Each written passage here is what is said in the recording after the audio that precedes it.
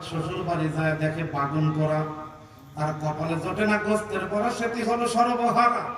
কপাল তাদের পুড়ে গেছে, তারা বাদাম 1 বছর পরে বুয়ার অনুষ্ঠান, এই অনুষ্ঠানে বাদাম রে আখেরে মোনাজাতে হাত তুলতে পারবে না। মা বাবার রুহগুলা চতুর্পাশে শীতের মতো দাঁড়ায় রয়েছে। দেখি আমার ছেলে সন্তান আমার জন্য আজকে কিছু সবলেসানি করে কিনা।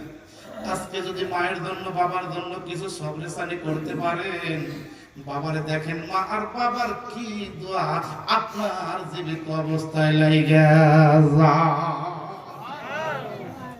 তাই বিশ্বনবী জনাবে মুহাম্মদুর রাসূলুল্লাহ সাল্লাল্লাহু আলাইহি সাল্লাম বেলালকে ডাকতে বললেন, বেলাল, জান্নাতে আল্লাহ রাব্বুল আলামিন স্পেশাল 3টা ঘর বানাইছে, সে হলো আমার আশিকের রাসূল। বেলাল ডাকতে বললেন, নবী গো, সেই আশিকের রাসূলটার নাম কি? আল্লাহর নবী ডাকতে বললেন, বেলাল, আশিকের রাসূলের নাম হলো হযরতে ওমর। ভালো না খারাপ? আমাদের তো সারা বাংলাদেশ থেকে অনেক মানুষ নাম্বার জানে, হয়তো আমার মোবাইলে আমার ওয়াজগুলো শুনে নাম্বার পায়, টেলিফোন করছে এক মুহূর্তে, জিজ্ঞেস করতে যে হুজুর, আল্লাহ তো আমাকে একটা সন্তান দিছে, আপনি একটু নামটা রেখে দেন।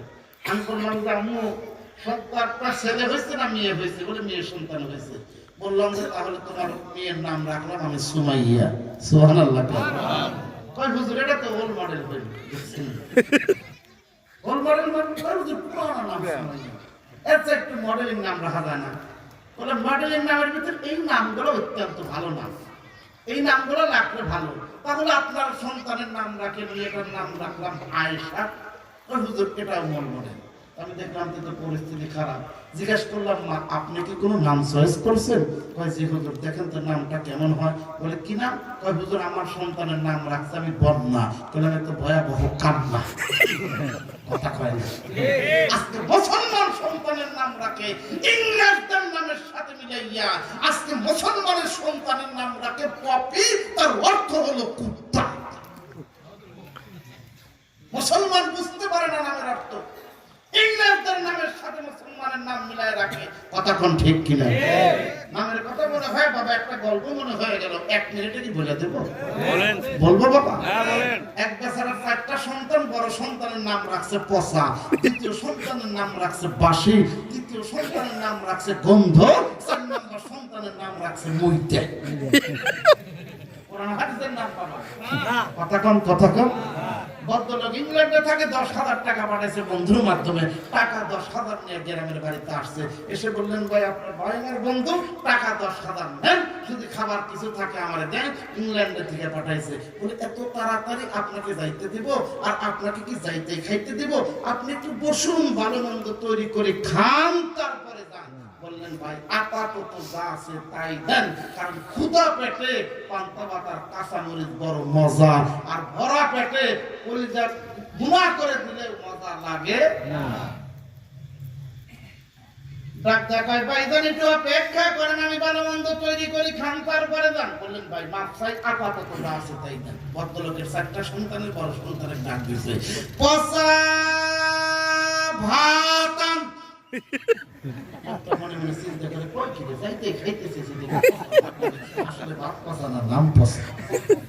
ভাত আনা টেবিলে রাখছে, বিনা সন্তানের ডাক দিয়েছে, বাসি তরকারি আন।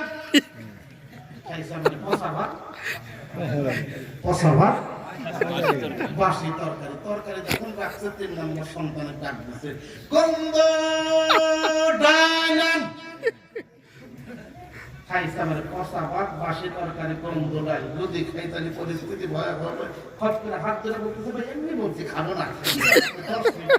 10 মিনিট এখন বলতেছেন খাবো না, না খাইলে আপনার যাইতে দেওয়া হবে না। 4 নম্বর সন্তানের ডাক দেখায়, মুইটা রে পানি নিয়ে লোকটা সুতা ছুঁয়ে আসলে ময়দানে ডাক দিলে সব মরিয়মরা হাত তোলেন। আল্লাহ বলেন, এতগুলা মরিয়ম হাত তুলছ কারণটা কি? আমি তো ঈসার মা মরিয়মকে ডাক দিয়েছি। সমস্ত হাসরবাসী মরিয়ম বলবে, আল্লাহ আপনি মরিয়ম বলে ডাক দেওয়ার কারণ আমি ভাবছি আপনি বলতে আমি মরিয়মকে ডাক দিয়েছে।